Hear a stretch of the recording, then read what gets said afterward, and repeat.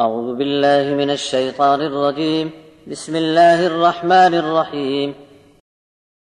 ويسألونك عن الجبال فقل ينسفها ربي نسفا فيذرها قاعا صفصفا لا ترى فيها عوجا ولا أمتا يومئذ يتبعون الداعي لا عوج له وخشعت الأصوات للرحمن فلا تسمع إلا همسا يومئذ لا تنفع الشفاعة إلا من أذن له الرحمن ورضي له قولا يعلم ما بين أيديهم وما خلفهم ولا يحيطون به علما وعنت الوجوه للحي القيوم وقد خاب من حمل ظلما ومن يعمل من الصالحات وهو مؤمن فلا يخاف ظلما ولا هضما وكذلك أنزلناه قرآنا عربيا وصرفنا فيه من الوعيد لعلهم يتقون أو يحدث لهم ذكرا فتعالى الله الملك الحق ولا تعجل بالقرآن من قبل أن يقضى إليك وحيه وقل رب زدني علما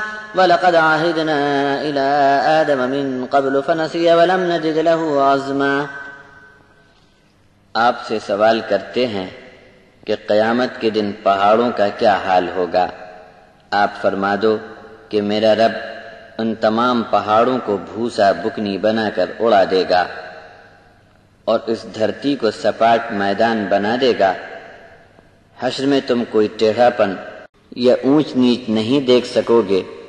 اس دن پکارنے والے داعی کے حکم پر پوری اطاعت کے ساتھ سب لوگ دوڑتے چلے آ رہے ہوں گے کہ ذرا بھی اکڑ یا ٹیڑھا پن کسی میں باقی نہ ہوگا اور تمام آوازیں رحمان کے حضور دب چکی ہوں گی اور سناٹا ایسا ہوگا کہ تم قدموں کی آہٹ کے سوا اور کوئی آواز نہ سنو گے.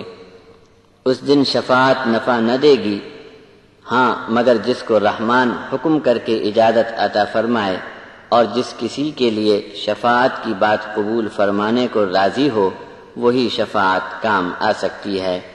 وہی جانتا ہے کہ لوگوں کے آگے پیچھے کیا کچھ ہوتا رہتا ہے اور کوئی بھی اللہ تعالیٰ کے علم کو اپنے گھیرے میں نہیں لے سکتا.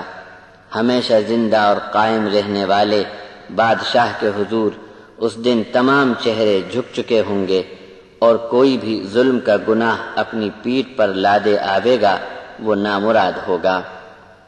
اور اس دن جو کوئی اپنے ایمان کے ساتھ نیک عمل لے کر آیا ہوگا اسے کسی بھی قسم کی بے انصافی کا اندیشہ نہ ہوگا اور کسی کا حق اس دن دبایا نہ جائے گا. اس طرح بڑی شان کے ساتھ ہم نے اس قرآن کو عربی میں نازل فرمایا اور انسان پر آنے والے عذاب کو کھول کھول کر صاف صاف بیان فرما دیا تاکہ یہ لوگ اپنے بچاؤ کی فکر کریں. اور یہ تازہ نصیحت نامہ ہم نے ان کی یاد دہانی کے لیے بھیجا ہے. اللہ سب سے اعلیٰ ہے، سچا اور برحق بادشاہ وہی ہے. بس تمہاری طرف قرآن کی وحی پوری ہونے تک جلدی نہ کرو اور یہ دعا کرتے رہا کرو کہ اے میرے رب میرے علم کو اور بھی بڑھا دے. اس کے پہلے ہم نے آدم کو تاکید کے ساتھ حکم دیا تھا اور ہم نے آدم میں اپنے حکم کے خلاف کرنے کا حوصلہ نہیں پایا، البتہ وہ اس قول کو بھول گئے تھے.